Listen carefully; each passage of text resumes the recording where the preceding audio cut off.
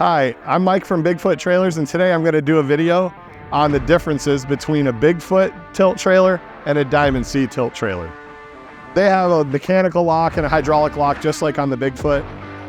They're locked, there's definitely nothing wrong with it. You unlock the hydraulics, you unlock the mechanical lock. They use a Stillwell hydraulic system, almost exactly the same as our Stillwell hydraulic system. The only difference really is the fact that they use a 2-inch cylinder and we use a 3-inch cylinder.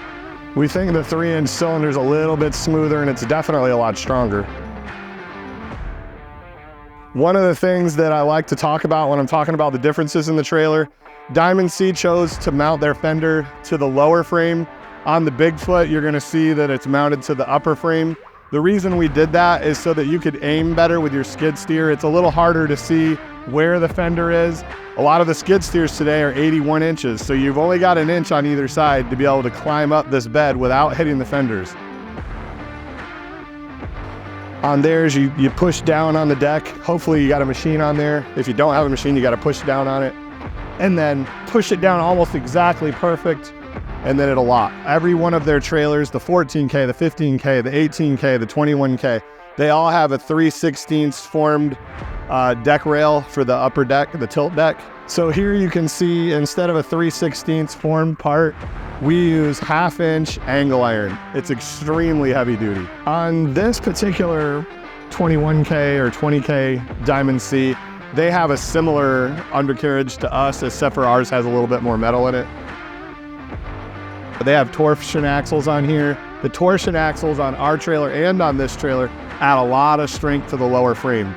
When we've done repairs on other brands of trailers, one of the major problems with tilts is the fact that the lower frame and the upper frame are separate and they're twisting going down the road against each other. So on this trailer, you've got torsion axles and then a tiny little piece of 2-inch tubing going across, and then you have this piece of formed 3/16 angle going across. That's pretty much it on the whole back end of this trailer. If you go over to the Bigfoot trailer, we have 4-inch channel, 2 more pieces of 4-inch channel there, then another piece of 4-inch channel in the back. You've got 2 big Dexter Torflex axles that are welded in and part of the structure of the trailer. And what you have is you have a drastically stronger underframe than you do on the Diamond C, which is also drastically stronger than on most of the other trailers out there that have spring axles under them, which add no strength at all to the frame.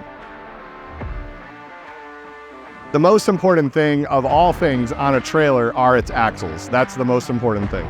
And on a Bigfoot trailer, we use exclusively Dexter axles. A little quick comparison of the 8K axle hubs and brakes that are used on the Dexter axles, which we use, and the Lippert axle, which is being used on the Diamond Cs, the PJs, and the Big Texas, and a lot of the other bigger manufacturers. And you can just see the difference in the size of the hubs. Most manufacturers today are using a powder coating system, and I'm going to show you a few of the reasons why we don't use powder coating at Bigfoot trailers. So if you look along here, you're going to find a lot of rusting on all the sharp edges. If you look at a PJ, a Big Tex, a Diamond C, anybody that's powder coated the trailer, there's going to be spots where they can't get the powder because of the Faraday effect. And if you look at this Diamond C trailer, you're going to see every edge all the way around is rusting. This trailer just left the dealership. This trailer gets a 4-part system. It gets mechanically abrased, it gets chemically abrased. Then we come in with a 2-part epoxy undercoat that gets shot directly onto the trailer. So all the corners, all the edges, everything is completely covered in primer. Then we come in with a 2-part urethane that was developed just for Bigfoot trailers with a lot of extra UV protectant in it for the Florida sun to make it so that the trailer's still gonna look great 5 years from now. They use a 3/16 diamond plate, which is pretty thin, and they just roll it and it stops right here. There's a piece of rod going through here. There's no way to get paint inside all these things.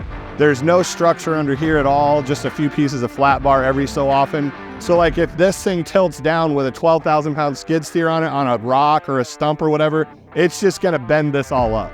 So on a Bigfoot tilt trailer, on all of them, we use, instead of a 3/16 piece of plate that just comes over the top, we use a piece of 1/4 inch thick, which is a much thicker piece of diamond plate all the way across the top, and another plate that goes all the way across the bottom, and they come welded together and no matter what you tilt down on, it's not gonna dent this up or mess it up at all. So in summary, you can buy a much better trailer with Dexter axles and Evercoat paint versus a trailer that's been powder coated and has Lippert axles on it. This is an 18K, that's a 21K, and they're the same price. And if you want to get a Bigfoot trailer for yourself, go to our website or give us a call. You're gonna end up having to piece a lot of video together.